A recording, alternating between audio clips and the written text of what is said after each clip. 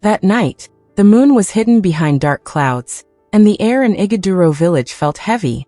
In Morinkeji's hut, the sound of labor filled the small room. Midwives hurried in and out, bringing bowls of water, cloths, and herbs. At last a cry rose, a baby's cry, but longer, louder, and deeper than any newborn's. It sent shivers through those who stood outside. The door opened and Ayotola, the father, stepped out holding the child. Villagers pressed close with burning curiosity.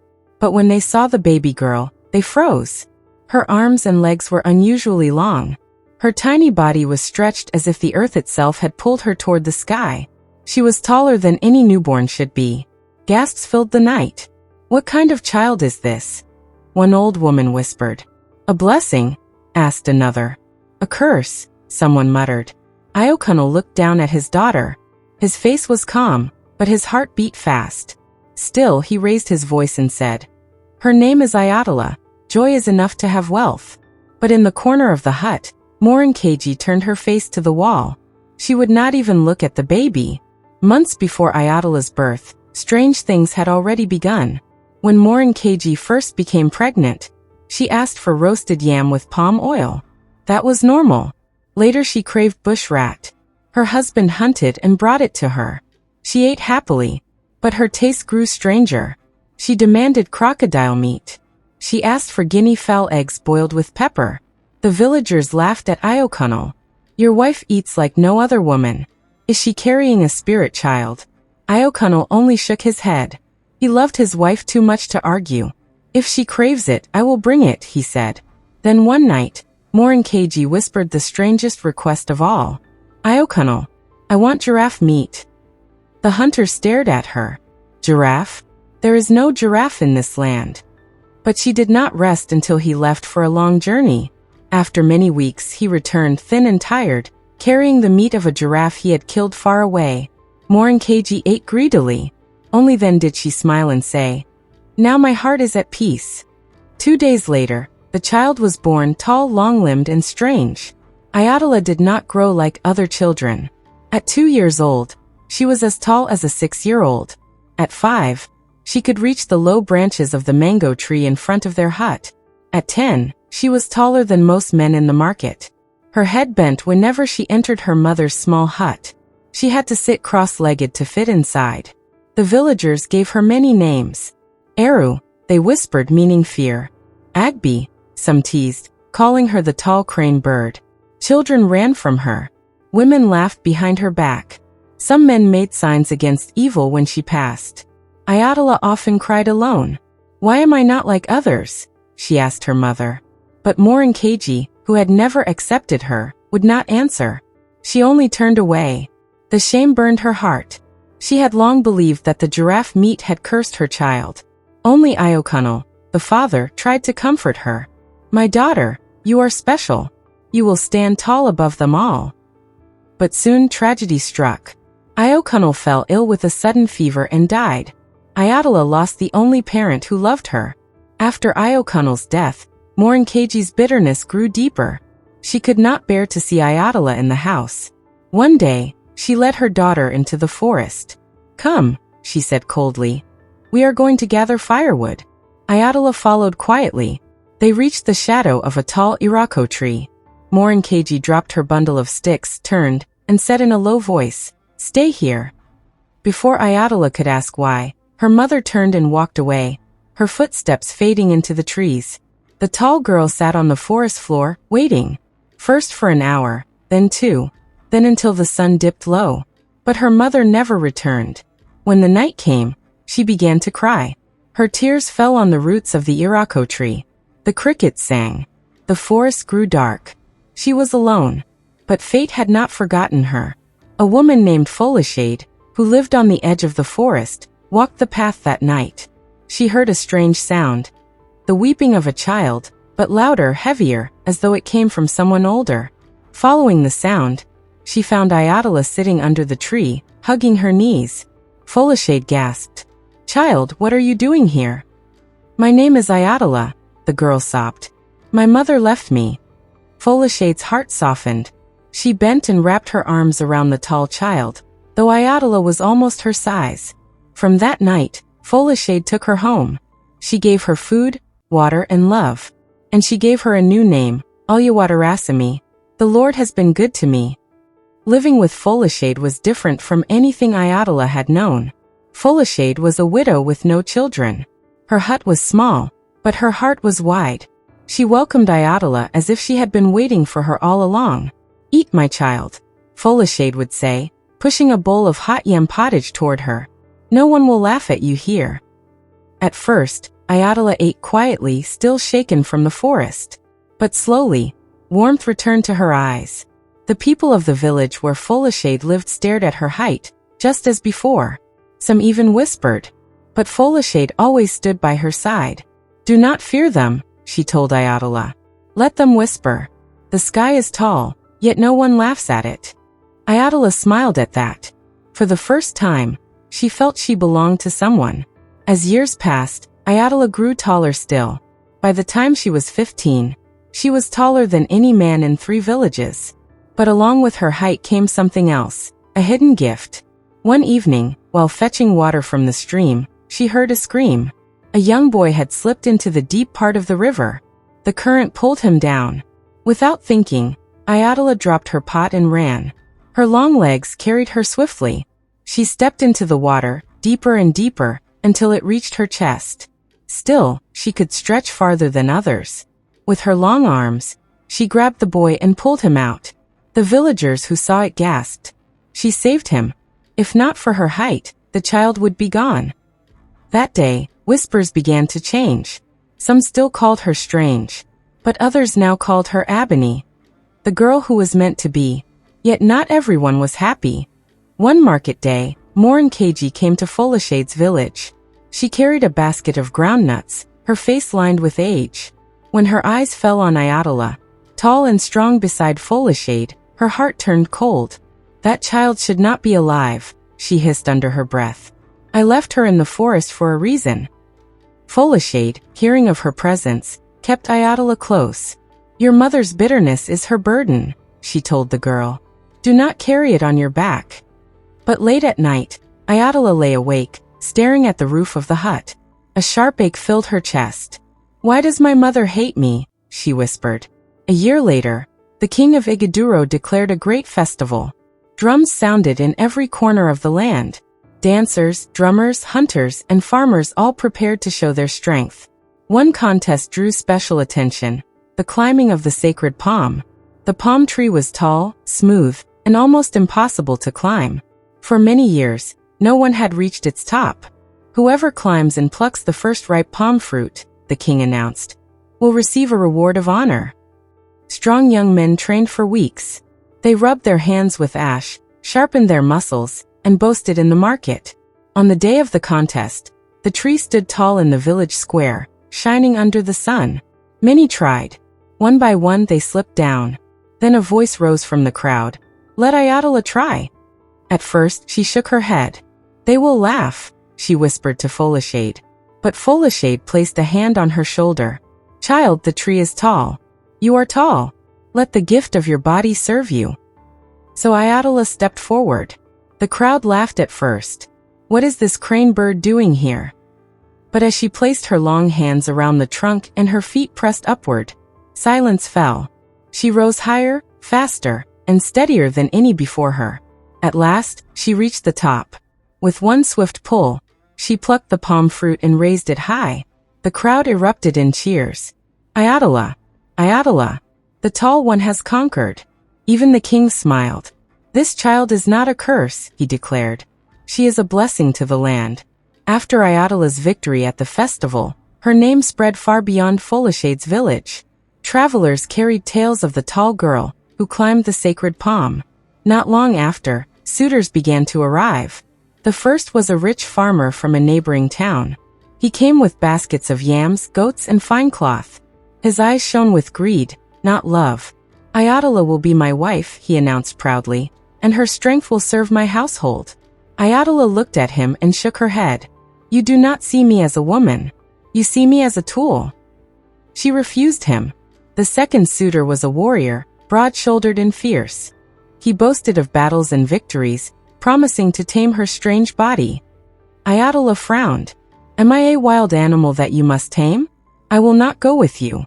Many more came, traders, hunters, even sons of chiefs. Some feared her, others desired her fame. None truly cared for her heart.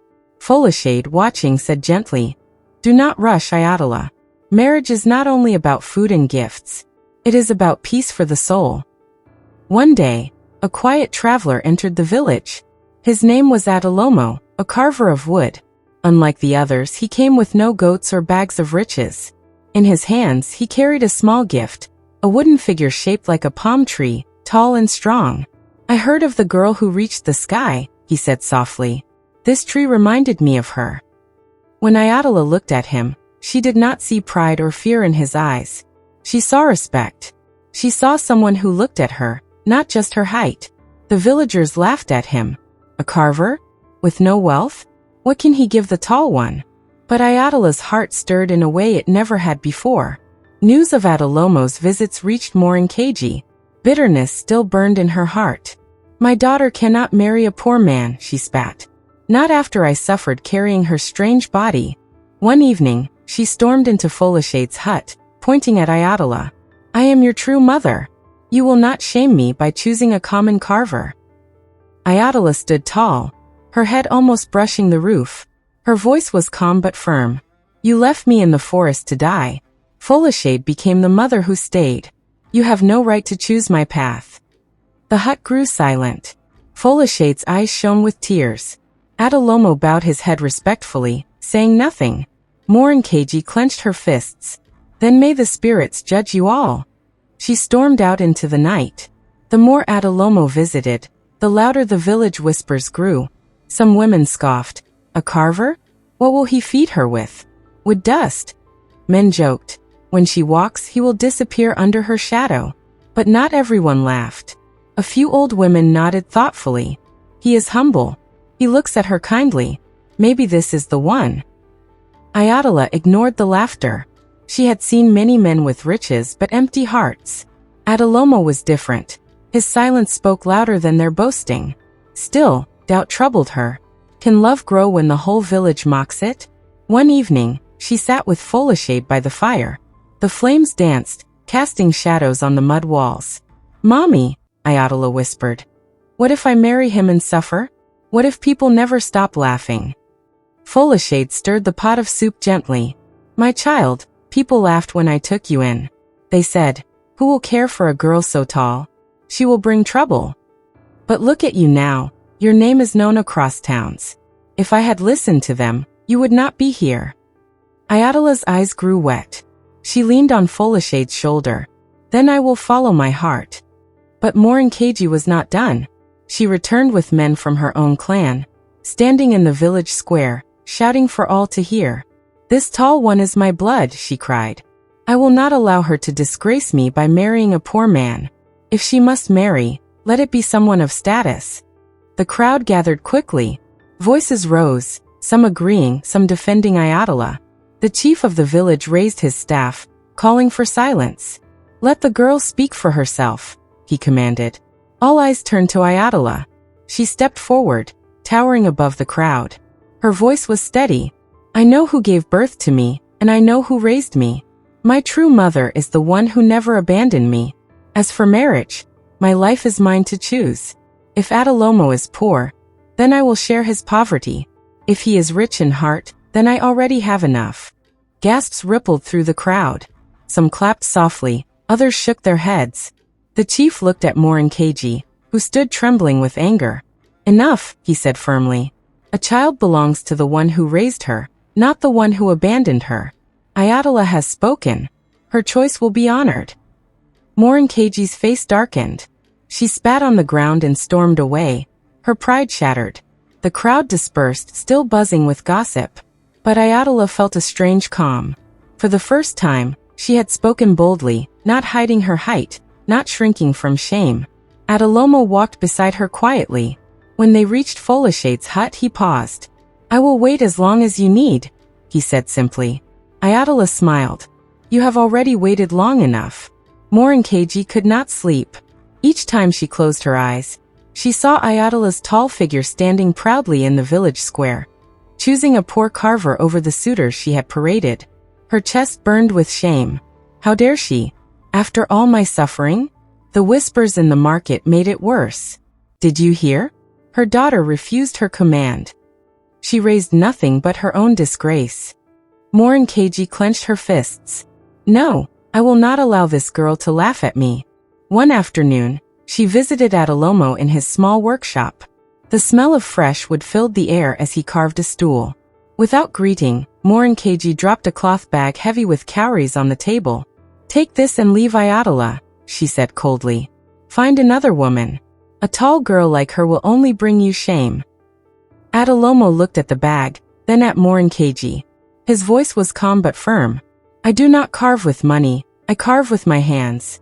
And I do not choose love with cowries, I choose it with my heart. Nkeji's face twisted. Fool.